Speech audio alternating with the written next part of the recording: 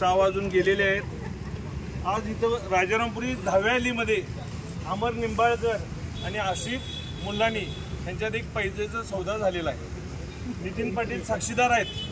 पैज अशी ठरलेली आहे की 50-50 हजार रुपये आज नितीन पाटलांकडे जमा झालेले आहेत। रोखीनं अमर निंबाळकरनी 50,000 दिलेले आहेत आणि ऑनलाईन ट्रान्झॅक्शननं 50,000 नितीन पोस्ट झालेले आहेत, बरोबर। आता ह्यात पैज अशी आहे की जर समजा अमर निंबाळकर यांचा संजय सदाशिवराव मंडलिक हा धनुष्यबाणावरचा जर उमेदवार निवडून आला तर अमर निंबाळकरना आसिफ मुल्लानीचे जमा केलेले 50,000 रुपये त्यांना पोच मिळणार। आणि जर आसिफ मुल्लानीने ज्याच्यावर पैसे लावले ते म्हणजे छत्रपती शाहू महाराज यांचा जर उमेदवार निवडून आला तर अमर निंबाळकरांनी नितीन पाटलांकडे ॲडिशनल 50,000 रुपये देऊन नितीन पाटील आसिफ मुल्लानींना 1 लाख रुपये त्यांचे अमर निंबाळकरांच्या याचे पैसे देणार आणि आसिफ मुल्लानीने जे 50,000 रुपये जमा केलेत ते देखील आसिफ मुल्लानींना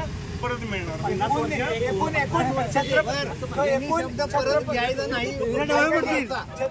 शाहू महाराज निवडून आले आसिफ मुल्लानीला टोटल 1.5 लाख रुपये मिळणार।